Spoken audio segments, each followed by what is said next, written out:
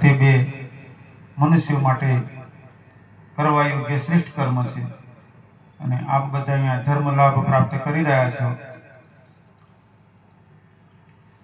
પરંતુ ઘણીવાર તેવું બનતું હોય છે, એકવાર આપ બધા અહીંયા શ્રદ્ધાપૂર્વક ભાગવત કથાનું પાન કરી રહ્યા છો અને તેને જીવનમાં ઉતારવા પ્રયત્ન કરતા જશો. એકવાર કોઈ શેઠજીએ ભાગવત કથાનું વ્રત નિર્ણય કર્યો કે હું 12 વર્ષ સુધી ભાગવત કથા સાંભળીશ. એક વિદ્વાન બ્રાહ્મણને આમંત્રિત કર્યા અને કહ્યું કે મારી આવી ઈચ્છા છે કે 12 વર્ષ સુધી મારે ભાગવત કથાનો નિયમ લેવો છે. તેમણે ખુશી વ્યક્ત કરી. ઘણી સારી વાત છે. તે શેઠ દરરોજ ભાગવત કથા સાંભળવા બેસે. ગુરુદેવ સવારમાં આવે અને લગભગ 1 કલાક જેવી ભાગવત કથા સંભળાવે. તેમની સાથે બીજા પણ કોઈ ફળિયાના જેમની ઈચ્છા હોય તે આવે, પણ તે શેઠજી તો દરરોજ સાંભળવા બેસે. તેમ કરતા 11 વર્ષ પૂરા થઈ ગયા. 12મું વર્ષ પૂરું થવામાં થોડા દિવસ બાકી હતા અને શેઠને કોઈ તેવું કામ આવ્યું કે જવું જ પડે એવું હતું. એટલે તેમને બ્રાહ્મણને કહ્યું કે પ્રથમવાર આટલા બધા વર્ષોમાં આવતીકાલે મારે ભાગવત કથામાં 1 દિવસનું વ્યવધાન છે. તો ભૂદેવે કહ્યું કે તમે નહીં બેસો ને તમારો દીકરો બેસે તો પણ ચાલશે, ધર્મ કર્મ છે, તમારો નિયમ અખંડિત ચાલી રહ્યો છે, બાકી બધા તો લાભ લેશે જ. તો શેઠે કહ્યું કે પણ મારો છોકરો સાંભળે તેને કઈ વૈરાગ્ય આવી જાય તો? બ્રાહ્મણે કહ્યું છે કથા સંભળાવી રહ્યા હતા તેમને કે શેઠજી તમારે 11 વર્ષ થઈ ગયા સાંભળતી, તમને તો વૈરાગ્ય આવ્યું નહીં, તો 1 દિવસમાં છોકરાને કેમ વૈરાગ્ય આવી જશે? તો શેઠે કહ્યું હું તો સમજીને સાંભળું છું. એટલે કે હું સમજીને સાંભળું છું કે સાંભળવાનું છે પણ ઉતારવાનું નથી. પણ છોકરો તે વાત ના સમજે કદાચ સાચું માને ઉતારી લે તો? મોટા ભાગે તેવું હોય છે. ભાગવત કથા એટલે બંધનથી મુક્તિ તરફ લઈ જનારી કથા, મોહ અને આકર્ષણોની જે નશ્વરતા છે તે સમજાવતી કથા. 7 દિવસમાં જીવનમાં અનેકો પ્રકારના મોહ અને બંધનોથી 7 દિવસમાં છોડાવનારી કથા. પરંતુ તેના માટે જરૂરી છે કે આપણે તેને અપનાવીએ, તેને સમજીએ અને અપનાવીએ. પણ ઘણીવાર કેવું બનતું હોય છે, કોઈ વાર કોઈ જગ્યાએ જાન ગઈ હતી, કન્યાના પિતા હતા, સવારે જ્યારે જાન પાછી વળતી હતી ત્યારે બધા જાનૈયાઓને જગાડી રહ્યા હતા, ચાલો ચાલો બસ પાછી જઈ રહી છે, બધા બેસી જાઓ ફટાફટ. ઠંડી હતી, કોઈ ભાઈ ગોદડી ઓઢીને સૂતા હતા, જાનૈયા હતા, એટલે તેમને જગાડ્યા, ભાઈ જલ્દી કરો, બસો બેસો, જાન પાછી જઈ રહી છે. તેમને આજુબાજુ 2-4ને જોયું, બીજા સૂતા હતા. તેમણે કહ્યું બીજા બધા ઊંઘે છે તેમને ઊંઘવા દો છો, મને કેમ જગાડો છો, મને પરેશાન ના કરો. એ ઉડીને સૂઈ ગયા. ઘણીવાર એવું થતું હોય છે કે આપણે ધર્મશાસ્ત્રો વાંચીએ કે સત્સંગ સાંભળીએ, પછી આપણા આજુબાજુવાળાને જોઈએ કે આપણા આજુબાજુવાળા ક્યાં આટલું બધું ધર્મનું પાલન કરે છે, પછી આપણે શા માટે આટલું બધું ધર્મનું પાલન કરવું? અને તેમાં જિંદગીનું મહાન લક્ષ્યમાં આપણે ઘણી કમી કરી દેતા હોઈએ છીએ. આપણો ધર્મ આપણને શું સમજાવે છે? માંડવ્ય મુનિ થઈ ગયા. મોટા ભાગે આપણે નામ સાંભળ્યું હોય તો એક માંડવ્ય મુનિ થઈ ગયા. માંડવ્ય મુનિના ત્યાં એકવાર ચોરોએ તેમની ઝૂંપડીમાં આવીને તેમને કહ્યું કે અમે વેપારીઓ છીએ અને ધન કમાઈને આવતા હતા અને ચોરો અમારી પાછળ પડેલા છે, અમારા ધનની રક્ષા કરો, અમને એવો રસ્તો બતાવો કે અમે સુરક્ષિત અહીંથી જઈ શકીએ. માંડવ્ય મુનિએ કહ્યું કે તમે આ અમારી કુટીર છે, તમે યોગ્ય લાગે ત્યાં ધન મૂકી શકો છો, તમને યોગ્ય લાગે ત્યારે પાછું લઈ જજો, અને આ બાજુથી જવાનો રસ્તો છે. તે ચોરોએ ઝૂંપડીમાં એક બાજુ ધન મૂકી દીધું અને બીજું રસ્તેથી તે નીકળી ગયા. એટલામાં પાછળ જે આવતા હતા કે જેમને તે વેપારીઓએ તેવું કહ્યું હતું કે અમને ચોરો આવી રહ્યા છે લૂંટવા માટે, તે ચોરોની જગ્યાએ ત્યાં આવ્યા ત્યારે તે સૈનિકો હતા. પણ માંડવ્ય મુનિએ તેમને કહ્યું કે ચોર આવી રહ્યા છે. એટલે પેલોએ આવીને પૂછ્યું કે હમણાં પેલા ભાઈઓ બધા ચોરી કરીને અમારો સામાન લઈને જતા હતા, તે ક્યાં ગયા અને તેમનું ધન સંપત્તિનું તમે જોયું છે, તેમને ક્યાં મૂક્યું? એટલે માંડવ્ય મુનિએ કહ્યું કે તે ચોરો નતા, ચોર તો તમે છો, લૂંટવા માટે તમે આવ્યા છો, તે તો બધા વેપારી હતા. એટલે પેલાએ કહ્યું કે અમે ચોર નથી, અમે સૈનિકો છીએ અને તે ચોરી કરીને નીકળ્યા હતા, અમે સૈનિકો તેમની પાછળ હતા તે અમારાથી બચવા માટે ભાગતા તમારે ત્યાં આવ્યા. અમે દૂરથી જોયું કે તમે તેમને તમારી ઝૂંપડીની અંદર તરફ લઈ ગયા, એટલે તમે તેના સાગરીત છો. તે સૈનિકોને ખબર નથી કે તે માંડવ્ય મુનિ છે, એટલે તેમને કહ્યું કે તમે સાધુના કપડામાં તમે તે ચોરોના સાગરીત છો. અને સૈનિકો અંદર ઘૂસી ગયા. ઝૂંપડીમાંથી તે ધન મળ્યું, એટલે મુદ્દામાલ મળી ગયો. એટલે મુદ્દામાલની સાથે તે માંડવ્ય મુનિને પકડ્યા અને રાજાને ત્યાં લઈ ગયા. બીજે દિવસે દરબારમાં રાજાની સામે તેમને રજૂ કરવામાં આવ્યા કે આ ચોરી થઈ હતી, તે મુદ્દામાલ સાથે આ વ્યક્તિ પકડાયો છે અને તેની સાથેના બીજા હતા તેમને ભગાડી દીધા અને સામાન તેને ત્યાં હતો. રાજાએ પૂછ્યું કે તે વાત સાચી છે કે તમારે ત્યાંથી ચોરીનો સામાન મળ્યો છે? એટલે માંડવ્ય મુનિ પોતાની વાત રજૂ કરવાનું શરૂ કર્યું એમને કે મને ખબર નહોતી કે તે ચોર છે. કે રાજાએ પૂછ્યું કે હું તે નથી પૂછતો, તે પૂછું છું કે તમારે ત્યાંથી સામાન મળ્યો છે ચોરીનો, તે સાચું છે, હા કે ના? એટલે માંડવ્ય મુનિ કહ્યું પણ મને ખબર નહોતી કે તે ચોર, તમારે ત્યાંથી સામાન મળ્યો છે તે હા કે ના? તો કે હા. ચોરી કરીને જે આવ્યા હતા તેમને તમે ભગાડી દીધા, તે વાત સાચી, હા કે ના? એટલે પાછા માંડવ્ય મુનિ રજૂઆત કરવા ગયા કે કોણ હતા મને ખબર નથી, હું તો સમજતો કે તે વ્યાપારીઓ છે, તમે તેમને ભગાડી દીધા છે, હા કે ના? હા. આગળની વાત સાંભળી નહીં અને કહી દીધું તેમને સૂળીએ ચડાવી દેવા. હવે રાજાને પણ ખબર નથી કે આ માંડવ્ય મુનિ છે. ઓર્ડર થઈ ગયો, સૂળીએ ચડાવવામાં આવ્યા. માંડવ્ય મુનિ મહાયોગી હતા. યોગના 8 અંગો છે: યમ, નિયમ, આસન, પ્રાણાયામ, પ્રત્યાહાર, ધારણા, ધ્યાન, સમાધિ. 6થું અંગ છે ધારણા. દ્રઢ ધારણા કરીને તેને ધ્યાનમાં પરિવર્તિત કરવામાં આવે અને તે ધ્યાનમાં પરિવર્તિત થયેલી તે ધારણા જ્યારે સમાધિ અને સંયમમાં રૂપાંતરિત થઈ જાય ત્યારે તે યોગી અકલ્પનીય શક્તિઓનું સ્વામી બની જતો હોય છે. તેમાં પણ જ્યારે પર્વતની ધારણા કરે ત્યારે તેને પથ્થર કે લોખંડ કે ઇત્યાદિ પ્રહાર પણ કશું ન કરી શકે, તેટલું દ્રઢ બની જતું હોય છે તેનું શરીર. તો માંડવ્ય મુનિએ તે પ્રકારે ધારણા કરી તો સૂળી તેમના શરીરમાં ભોકાઈ જ નહીં. સામાન્ય તેવું બનતું કે સૂળીએ ચડાવે થોડી વાર વ્યક્તિ મરી જાય, પણ તેવું બન્યું નહીં. એટલે સમય વીતતો ગયો, આજુબાજુ ચર્ચાનો વિષય બન્યો કે પેલા ચોરને સૂળીએ ચડાવ્યો છે પણ એ મરતો નથી, શાંતિથી ઉપર બેઠેલો છે. ધીરે ધીરે આ ચર્ચાનો વિષય બન્યો અને રાજા સુધી વાત પહોંચાડવામાં આવી. આ બાજુ રાજા સુધી વાત પહોંચી તેટલામાં જ આ જ્યાં સૂર્ય ચડાવેલા હતા માંડવ્ય મુનિ, લોકો ચોર સમજતા હતા. ત્યાં કોઈ સાધુ આવ્યા અને તેમને જોઈને કહ્યું આ તો માંડવ્ય મુનિ મહાયોગી છે, તેઓ ચોરી કરી જ ન શકે. એટલે માંડવ્ય મુનિ શબ્દ બધા જાણતા હતા પણ તે ખબર નથી કે આ વ્યક્તિ માંડવ્ય મુનિ છે. એટલે તુરંત બધે હોવા થઈ ગઈ, માંડવ્ય મુનિને સૂર્ય ચડાવ્યા છે. રાજા પણ જોડતા આવ્યા, ક્ષમા માગી. માંડવ્ય મુનિ કહ્યું કે રાજા તારી કોઈ ભૂલ નથી, ચોર આટલી બધી જગ્યાઓમાંથી મારી ઝૂંપડી પર જ કેમ આવ્યા? તેમને મને તે વાત કહી, મેં તેને માની, તો આ બધો ઘટનાક્રમ તો વિધાતાએ ઘડ્યો છે, એટલે ભૂલ તમારી નથી. તેઓ તેમને આશીર્વાદ આપી અને આકાશગામી ગતિ કરતા તે ધર્મરાજ પાસે પહોંચ્યા. ધર્મરાજે જોયું કે માંડવ્ય મુનિ પૃથ્વી પરથી આવે છે, મહાયોગી, એટલે ધર્મરાજે તેમનું સ્વાગત કર્યું. માંડવ્ય મુનિ કહ્યું કે હે ધર્મરાજ, આજે હું સ્વાગત સન્માન માટે નથી આવ્યો, તે માટે આવ્યો છું કે મને સૂળીએ કેમ ચડાવવામાં આવ્યો. મેં મારા જીવનમાં તેવું કર્મ નથી કર્યું તો સૂળીએ કેમ ચડાવવામાં આવ્યું? એટલે ધર્મરાજે કહ્યું કે તમે કીડાને સૂળ ભૂકી હતી, તેને કારણે તમને સૂળીએ ચડાવવામાં આવ્યા.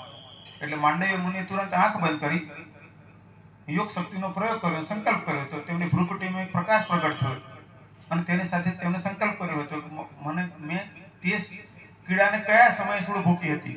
તો તેમને દેખવા મળ્યું કે એક વખત તે 12 વર્ષથી નાની ઉંમરના હતા અને કીડાને સૂળ ભૂકી હતી. આંખ ખોલીને તેમણે ધર્મરાજને કહ્યું કે આ જે સમયે મેં સૂળ ભૂકી હતી ત્યારે મારી ઉંમર 12 વર્ષ કરતા નાની હતી.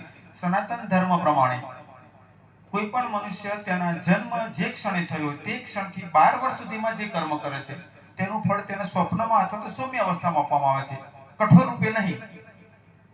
તો મેં જે સમયે સૂળ ભૂકી હતી તે સમયે મારી ઉંમર 12 વર્ષ કરતા નાની હતી, છતાં તમે મને કઠોર ફળ આપ્યું છે. તેથી હું તમને શ્રાપ આપું છું કે તમારો પૃથ્વી પર જન્મ થશે, દાસી પુત્ર તરીકે ક્ષુદ્ર પરિવારમાં તમારો જન્મ રહેશે અને તમે આખી જિંદગી ધર્મ અને અધર્મની ગુથ્થી સુલઝાવવામાં વિતાવી દેશો. એ વિદુર બન્યા. આ વિદુરના પૂર્વજન્મની ઘટના છે. માંડવ્ય મુનિની ઘટના મેં આપણે એટલે કહી કે આપણે 12 વર્ષ પહેલા સુધીમાં જે કર્મ કર્યા ને તેનું તો ફળ સ્વપ્નમાં અથવા તો સૌમ્ય સ્થિતિમાં મળે. પરંતુ 12 વર્ષ પછી જે કર્મ કર્યા છે ને તેનું પૂર્ણ ફળ ભોગવવું જ પડે છે. તો આપણે આગળ ભૂલ ન કરીએ. સુખ ઈચ્છતા હોય, મકાઈ પાકે તેવું ખેતરમાંથી ઈચ્છતા હોય ને બાવળના બીજ વાવીશું તો મકાઈ પાકવાની નથી. સુખ ઈચ્છતા હોય તો સુખની ખેતી કરજો, ધર્મ કર્મ કરજો, પરમાર્થ કર્મ કરજો. કોઈ પણ સ્થિતિમાં અધર્મ કે અનીતિના કર્મ ન કરશો. લોભ લાલચમાં, મોહમાં, સ્વાર્થમાં ભૂલ ન કરશો. ધૃતરાષ્ટ્ર પુત્ર મોહમાં ભૂલ કરી, પરિણામ આપણે બધા જાણીએ છીએ. તે સાથે જ પોતાના બાળકોને સમજાવજો. ઘણા પરિવારોમાં તેવું હોય છે, આપણે બાળકોને ઘણો પ્રેમ કરતા હોઈએ, બાળકોના સુખ માટે ઘણું આયોજન કરતા હોય, પણ બાળકને સમજાવવાનું ભૂલી જઈએ છીએ કે તું 12 વર્ષ પહેલા ખોટું ન કરીશ અને 12 વર્ષ પછી ખોટું કરીશ જ નહીં તો અમે તને ગમે તેટલું ધન, સન્માન, સત્તા, વ્યવસ્થા બધું તમને આપીશું, પરંતુ તારે દુઃખ તારો પીછો છોડે નહીં. તો આપણો સનાતન ધર્મ આપણને શું સમજાવે છે કે ધર્મ કર્મ કરવો, અધર્મ ન કરવો. એકાદ ભજનની 2-3 લાઈન કહું છું. મન માને નહીં બાત ધર્મ કી, તો दंड तू यम का खाएगा, धन और रिश्ते काम न आए, वैध भी वापस जाएगा. मन माने नहीं बात धर्म की, तो दंड तू यम का खाएगा. ભજનમાં સરળ વાત કહે છે કે જો આપણને કોઈ બચાવી નહીં શકે, આપણા સાથે આપણા કર્મો છે, તો પ્રયત્ન કરવો જોઈએ કે આપણે ધર્મના માર્ગે ચાલીએ. આપ અહીંયા ભાગવત કથામાં અનેકો વિષયો પર અનેકો પ્રકારની ચર્ચા સતત સાંભળવાના છો, સાંભળી રહ્યા છો. હું વડોદરા પાસે કાયાવરોહણ નામનું તીર્થ ક્ષેત્ર છે, ત્યાંથી આવું છું. આપણા સનાતન ધર્મના 68 તીર્થની જાત્રા, તે પૈકીનું એક તીર્થ છે કાયાવરોહણ. રામાયણની અંદર જેમ પ્રકરણોને આપણે કાંડ કહીએ છીએ, સુંદરકાંડ વગેરે, તેવી જ રીતે શિવ પુરાણના પ્રકરણોને સંહિતા કહેવામાં આવે છે. રુદ્ર સંહિતા, કોટિરુદ્ર સંહિતા, શતરુદ્ર સંહિતા ઇત્યાદિ. તેમાં શતરુદ્ર સંહિતામાં વર્ણન છે કે ભગવાન શિવે આ વૈવસ્વત મન્વંતરના પ્રત્યેક દ્વાપરયુગ અને કલિયુગના સંધિકાલમાં અવતાર ધારણ કર્યો. શ્વેત મુનિ, જેમને શ્વેતાશ્વેતર ઉપનિષદ આપ્યો આપણને, તે આ વૈવસ્વત મન્વંતરના પ્રથમ કલિયુગના પહેલો અવતાર, જેમાં આપણને સમજાવ્યું ન તસ્ય રોગો ન જરા ન મૃત્યુ પ્રાપ્તસ્ય યોગાગ્નિમયમ શરીરમ, કે યોગ દ્વારા રોગ, વૃદ્ધાવસ્થા અને મૃત્યુને પણ જીતી શકાય. અને તે ક્રમશઃ આ વૈવસ્વત મન્વંતરના 28મા કળિયુગની શરૂઆતમાં જે અવતાર થયો, જ્યાં ભગવાન શિવે મનુષ્યની કાયામાં અવરોહણ કર્યું, તે તીર્થ કાયાવરોહણ. વડોદરાથી લગભગ 30 કિલોમીટરના અંતરે મહાતીર્થ કાયાવરોહણ આવેલું છે. ભગવાન શિવે લગભગ 16-17 વર્ષના યુવા શરીર રૂપે સ્થિત થયા. ત્યાં તેમને કહ્યું કે મારા કોઈ માતા પિતા ગુરુ નથી. તેમના મુખ્યત્વે 2 કાર્ય હતા: આંખ બંધ કરતા અને સમાધિમાં, આંખ ખોલતા તો તે વાત કરતા. સામાન્ય મનુષ્યની જેમ ખાવું, મલમૂત્ર ત્યાગ, નિંદ્રા ઇત્યાદિ ગુણ તેમના મનો હતા. તેમને કહ્યું હું બધાના નામ કરું, બધું જાણું છું. તે સમયે તેમને 4 શિષ્યોને દીક્ષા આપી હતી, જે શિવ પુરાણમાં શતરુદ્ર સંહિતામાં વર્ણન છે કે ગર્ગ, કુશિક, મિત્ર અને કારુષ્ય 4 શિષ્યોને તેમને દીક્ષા આપી અને 4 દિશામાં મોકલી સનાતન ધર્મ અને યોગ વિદ્યાનો પ્રસાર કરાવ્યો. તે સમયનું ભારત એટલે વર્તમાનનું Iran, Iraq, Afghanistan, Indonesia, Vietnam બધું આપણા ભારતનો જ ભાગ હતો. તે શિષ્યોએ 4 દિશાઓમાં સનાતન ધર્મ અને યોગ વિદ્યાનો પ્રસાર કર્યો. અનેકો રાજા, મહારાજા, યોગીઓ, તપસ્વીઓ ત્યાં આવતા, ભગવાનના દર્શન અને માર્ગદર્શનનો બધા લાભ પ્રાપ્ત કરતા. આગળ જતા ભગવાને કહ્યું હવે મારું કાર્ય પૂર્ણ થયું છે, હું જઈશ. 4 દિશામાંથી 4 શિષ્યો, રાજા, મહારાજાઓ, યોગીઓ, તપસ્વીઓ બધા ત્યાં ભેગા થયા. ભગવાને ઉપદેશ આપ્યો કે ધર્માનુસાર જીવન જીવજો, ભક્તિમય જીવન જીવજો, પરમાર્થના કાર્ય કરતા રહેજો. જ્યાં સુધી પવિત્ર સનાતન સંસ્કૃતિનું કાર્ય કરશો ત્યાં સુધી હું તમારા અંતઃકરણથી માર્ગદર્શિત કરતો રહીશ. તે પછી તેમનું શરીર એક પ્રકાશના ગોળામાં રૂપાંતરિત થયું અને તે પ્રકાશનો ગોળો ઉંચકાઈ અને વિશ્વામિત્ર મુનિ દ્વારા સ્થાપિત શિવલિંગમાં સમાઈ ગયો. વિશ્વામિત્ર મુનિનો ઇતિહાસ તેવી રીતે જોડાયેલો છે. તે નગર સતયુગમાં ઈચ્છાપુરી હતું, ત્રેતાયુગમાં માયાપુરી, દ્વાપરમાં વિશ્વામિત્ર મુનિને ત્યાં ગાયત્રી મંત્ર પ્રાપ્ત થયો. વિશ્વામિત્ર મુનિએ ત્યાં દીર્ઘકાલ તપ કર્યું, ગાયત્રી મંત્ર પ્રાપ્ત થયો. તેથી તે નગરીનું નામ પડી ગયું મેધાવતી નગરી અથવા પણ મેઘાવતી નગરી. અને વિશ્વામિત્ર મુનિની ઈચ્છા હતી કે જેમ એક પૂર્વમાં કાશી છે તેવું એક કાશી પશ્ચિમમાં બનાવવું. તે તે ઉદ્દેશથી તેમણે ત્યાં એક શિવલિંગની સ્થાપના કરી હતી. અને તે શિવલિંગમાં ભગવાન શિવે કહ્યું હતું, હું સદૈવ સૂક્ષ્મ રૂપે વિદ્યમાન રહીશ. આજે પણ તે શિવલિંગ ત્યાં વિદ્યમાન છે. અને વિશ્વામિત્ર મુનિએ ગંગા દેવીનું આવાહન કર્યું હતું. ત્યાં ગંગાનો પ્રવાહ રંગાવતી નામથી વહ્યો. તેવું તે તીર્થ છે. અને ભગવાન શિવ લકુલિશ રૂપે તે શિવલિંગમાં સ્થિત થયા તો તેના આગળ એક મૂર્તિ આકાર રૂપસી આવ્યો. પુરાણમાં કહ્યું છે, કાયાવરોહણે તીર્થે મૂર્તિમાન શંકર સ્વયં, કે કાયાવરોહણ તીર્થમાં શંકર સ્વયં મૂર્તિમાં બિરાજમાન થયા. આગળ જતા લગભગ તે કાર્ય 1100 વર્ષ ચાલ્યું. પછી તેવા ગુરુઓ ન રહેતા ધીરે ધીરે કાર્ય લુપ્ત થતું ગયું. લગભગ 3000 વર્ષનો સમય વીતી ગયો. પરંપરા લગભગ લુપ્ત જેવી થતી ગઈ. પાશુપત સંપ્રદાયમાંથી, જેમ કર્ણાટકમાં છે લિંગાયત પરંપરા, બસવા મહાત્મા થઈ ગયા. અને તેમાં પાશુપત પરંપરામાંથી અનેકો પરંપરાઓ ઉદ્ભૂત થતી ગઈ. એકવાર ભગવાન લકુલિશજીએ તે મંદિરના પૂજારીને દર્શન આપ્યા અને કહ્યું કે આ શિવલિંગને જમીનમાં ભૂગર્ભમાં સ્થિત કરી દો. તો પૂજારી રડવા માંડ્યા કે પ્રભુ, આ તો હજારો વર્ષોથી શિવલિંગ આપનું સ્વરૂપ છે. ભગવાને કહ્યું કે હવે મૂર્તિ ભંજક સમય આવવાનો છે, તેનો સ્વીકાર કરો. અને ભગવાને તે મંદિરના પૂજારીને બતાવ્યું કે સોમનાથના જ્યોતિર્લિંગમાંથી એક જ્યોતિ નીકળી અને તે કાયરોના શિવલિંગમાં સમાઈ ગઈ. કાશી વિશ્વનાથમાંથી એક જ્યોતિ નીકળી, 12 જ્યોતિર્લિંગોમાંથી 12 જ્યોતિ નીકળી તે શિવલિંગમાં સમાહિત થઈ. અને ભગવાને કહ્યું હવે આ શિવલિંગને ભૂગર્ભમાં સ્થિત કરો. તે પછી ખાડો કરી તે શિવલિંગ જમીનમાં સ્થિત કરવામાં આવ્યું. અને તે પછી સોમનાથનું મંદિર તૂટ્યું હતું. એટલે આપણે ઘણીવાર જોઈએ કે સોમનાથનું મંદિર તૂટ્યું, કાશીનું મંદિર તૂટ્યું, પણ તેના પૂર્વની આખી ઘટના ત્યાંના પુસ્તકોમાં તમને શબ્દશઃ બધું વિસ્તારથી વાંચવા મળી શકે. પછી તે શિવલિંગ સદીઓ સુધી જમીનમાં રહ્યું. બ્રિટિશ કાળમાં એકવાર ભોળાભાઈ ખેડૂતના હળ ખેડતા અટક્યું અને શિવલિંગ તેમાંથી નીકળ્યું. ઘણું મોટું વિશાળ શિવલિંગ ગામમાં એક મંદિરમાં સ્થિત કરવામાં આવ્યું. ગ્રામજનોને ઇતિહાસ ખબર નહોતો. મારા દાદા ગુરુ કૃપાલુ મુનિ જ્યારે ત્યાં આવ્યા ત્યારે તેમને ભગવાન અને વિશ્વામિત્ર મુનિએ દર્શન આપ્યા હતા. તેમણે કહ્યું કે આ ગામનું નામ કારવણ નથી, કાયાવરોહણ છે. અને તેનો ઇતિહાસ આ રીતે ભગવાન શિવ લકુલિશ રૂપે અંદર સ્થિત થયા હતા અને તેનું મહત્વ સમજાયું. આગળ જતા ત્યાં મહાતીર્થનું નિર્માણ થયું. અત્યારે ત્યાં ઘણું મોટું તીર્થસ્થાન બનેલું છે. આપ વડોદરાથી સુરત તરફ જાઓ તો પોરનીથી 8 કિલોમીટરના અંતરે આ કાયાવરોહણ તીર્થધામ આવેલું છે. મારા ગુરુજીએ ત્યાંથી સનાતન ધર્મ યોગ વિદ્યાનો પ્રસાર કરાવ્યો. મારા દાદા ગુરુએ, મારા ગુરુજીએ અમદાવાદમાં યોગ યુનિવર્સિટી બનાવી છે, લકુલિશ યોગ યુનિવર્સિટી, જેમાં ડિપ્લોમાથી PhD સુધી યોગ પર પ્રશિક્ષણ આપવામાં આવે છે. કાયાવરોહણમાં અમારા આશ્રમમાં બધા માટે રહેવાની અને જમવાની નિઃશુલ્ક વ્યવસ્થા છે. કોઈ પણ હિન્દુ હોય 1 દિવસ, 10 દિવસ કે આખી જિંદગી રોકાઈ શકે છે. આશ્રમનો એક જ નિયમ છે, કોઈ નડો નહીં.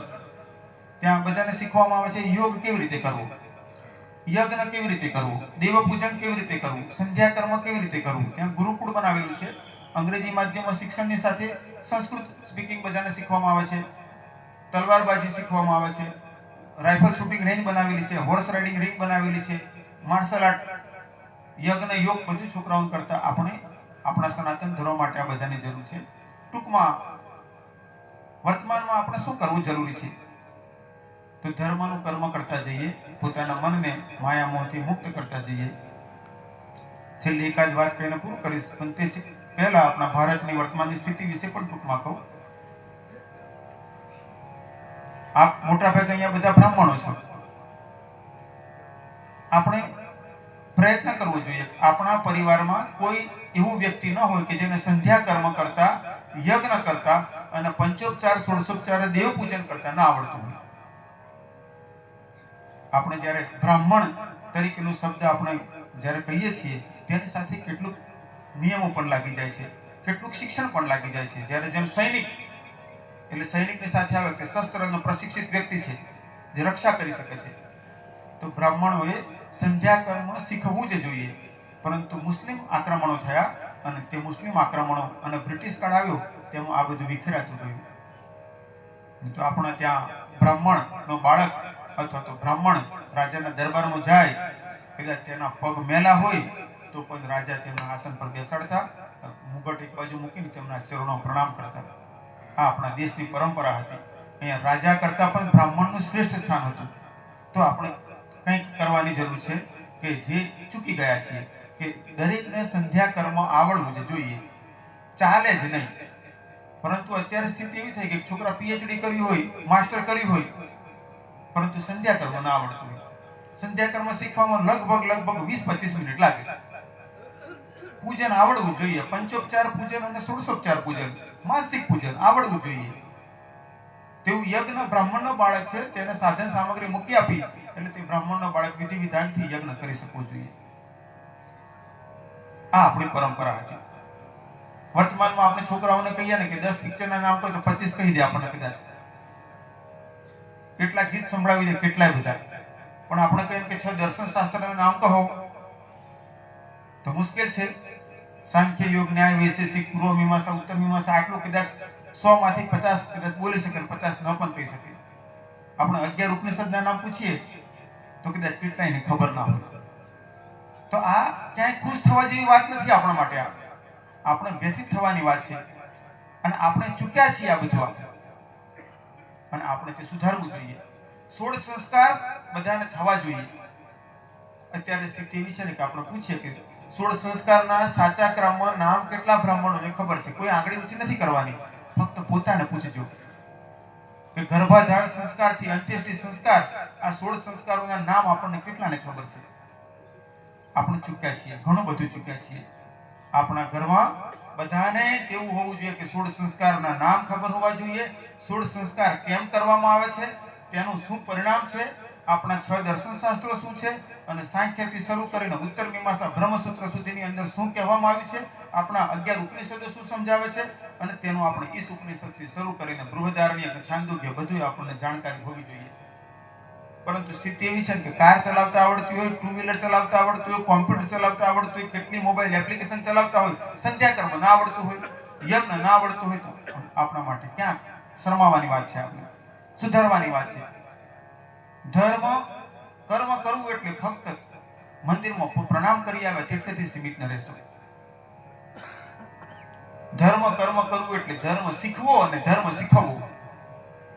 જે ઘરમાં જમવાની પણ મુશ્કેલી પડતી હોય, કેટલીય તકલીફ કેમ ન હોય, પણ જે પરિવાર સાચી રીતે ધર્મનું પાલન કરવા માંડે છે, સનાતન ધર્મનું, નિશ્ચિત માનું તે અને તેની પેઢીઓનું કલ્યાણ થવાનું. અને કોઈના ઘરમાં ગમે તેટલી ધન સંપત્તિ, સત્તા, સન્માન હશે, પરંતુ ધર્મનો ત્યાગ કરી દે અને ફરીથી ધર્મ ન પકડે તો નિશ્ચિત માનું દુર્યોધનની જેમ પતન થવાનું. સમય કદાચ ઓછો વધારે લાગી શકે. તો પછી આપણે ધર્મનું પાલન કરીએ છીએ કેવી રીતે કહેવાય? તો આપણને ઠીક લાગે તેવી રીતે પાલન કરીએ છીએ તેવું ના હોય.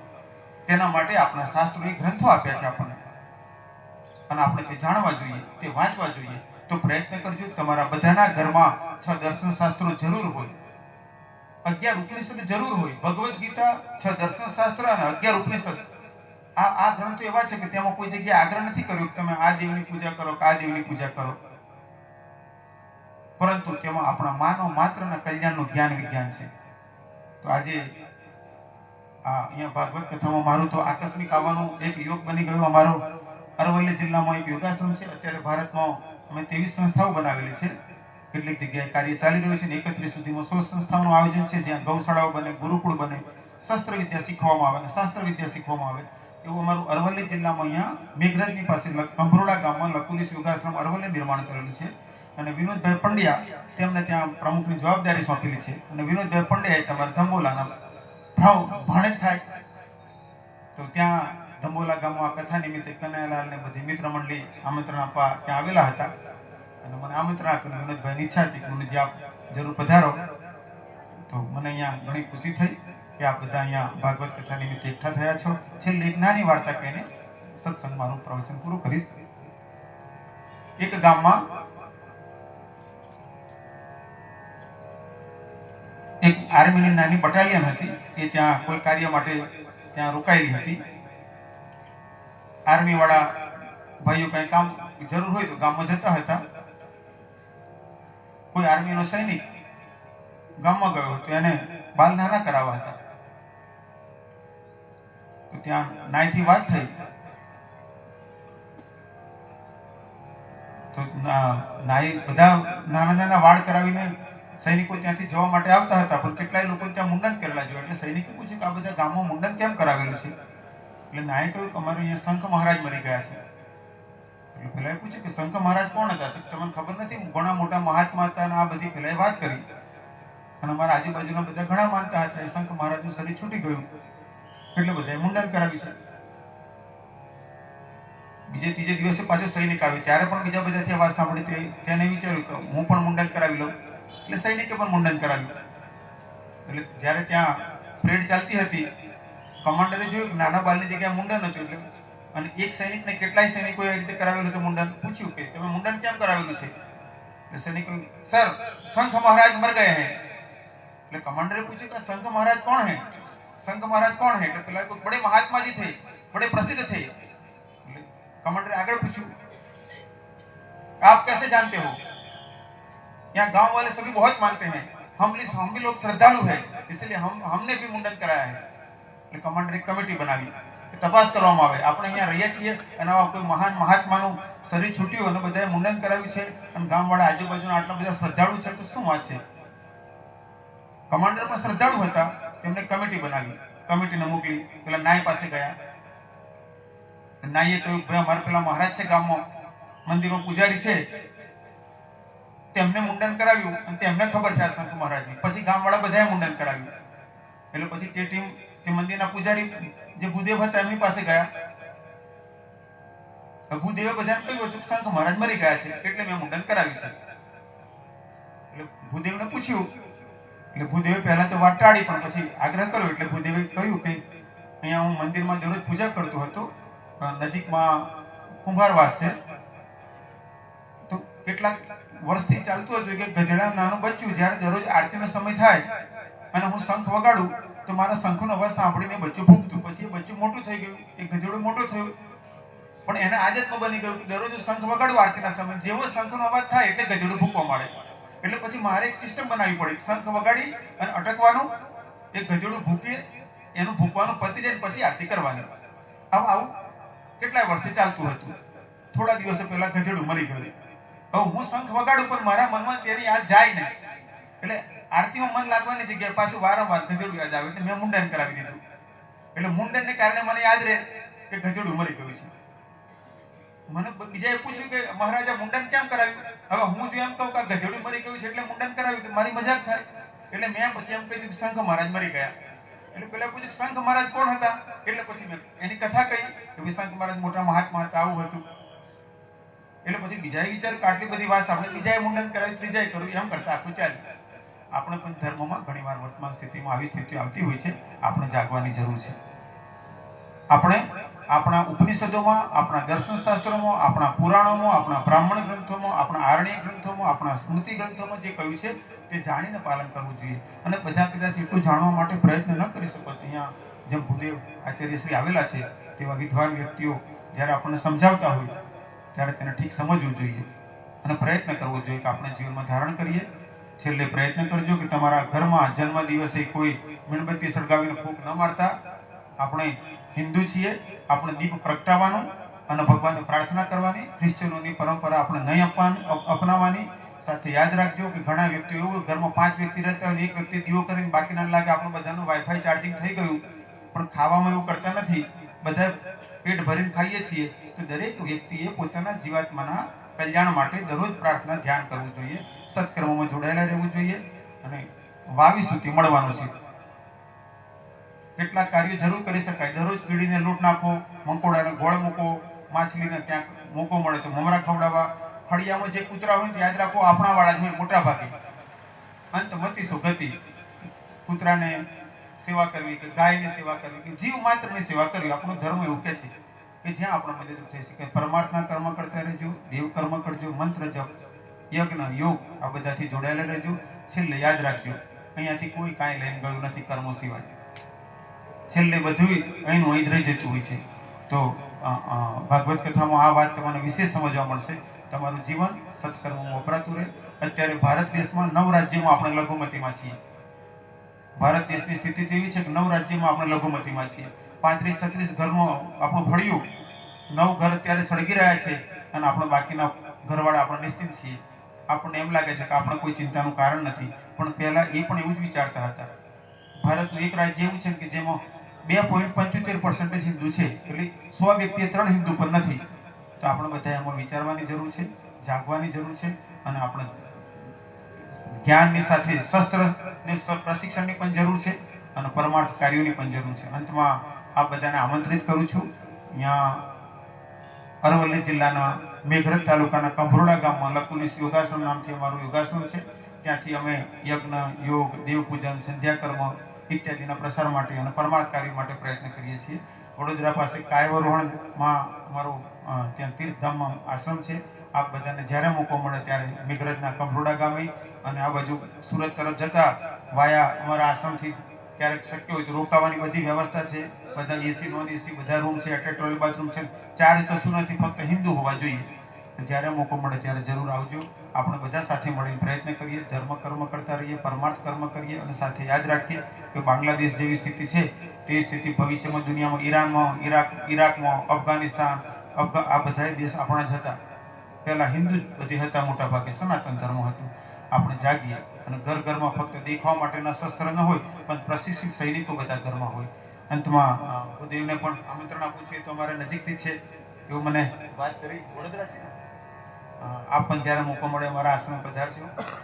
ભગવાનને પ્રાર્થના કરું છું કે અહીંયા કનૈયાલાલજીના પૂર્વજોના કલ્યાણ માટે અને આપ બધાના કલ્યાણ માટે ભગવાનને તેવી પ્રાર્થના કે બધાને તેવી મતિ, શક્તિ, પરિસ્થિતિ અને ક્ષમતા પ્રદાન કરે જેથી આપ ઉત્તમ રીતે ધર્મ માર્ગે આગળ વધો, પોતાનું કલ્યાણ કરો, સ્વકલ્યાણ સાથે સર્વ કલ્યાણમાં સહયોગી બનો, સહભાગી બનો. ઓમ ઓમ સર્વેનું મંગલ હો, સર્વેનું મંગલ હો, સર્વેનું મંગલ હો. ઓમ જય ભગવાન.